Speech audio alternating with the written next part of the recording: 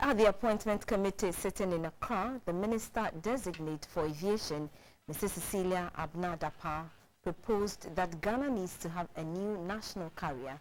When this comes on board, it will be the country's third attempt at operating its own airline after the defunct Ghana Airways and Ghana International Airways, which failed to take their place in the aviation industry globally.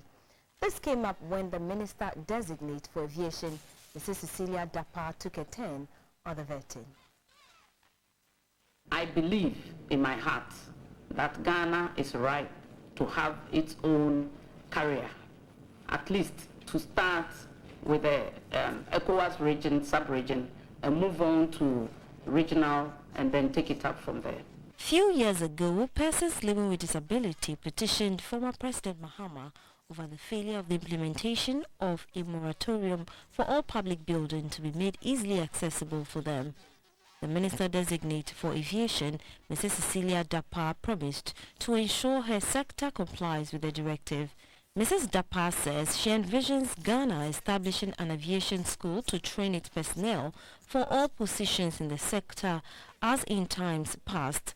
On the proposed new international airport at Ningo Pram, the nominee told members that plans are far-fetched for the Aerotropolis to take off. The enclave will have the airport, hospitals, schools, villas, hotels, malls and accommodation facilities, among others.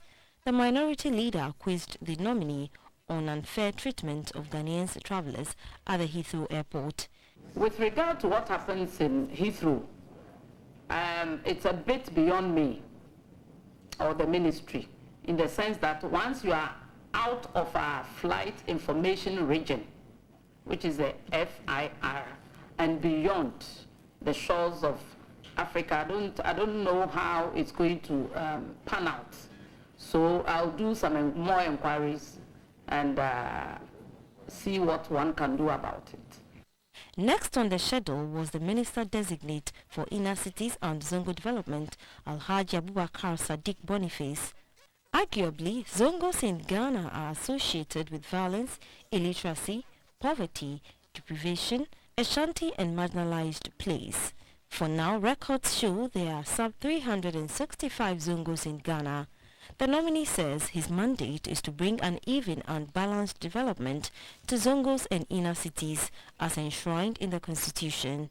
Today, if you mention Zongo, what comes to mind of any person once you say Zongo has to do with violence, illiteracy, unemployment, crime, poverty.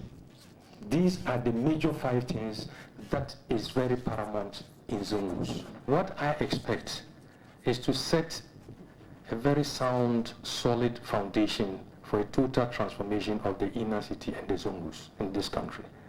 First of all, I need to embark on a serious conscientization, the mindset of the people, mindset of the residents, mindset of the government and state agencies and departments, mindset of the NGOs, non-governmental institutions, and mindset of the whole people of Ghana. Then everybody will be involved in helping to change the Zongos.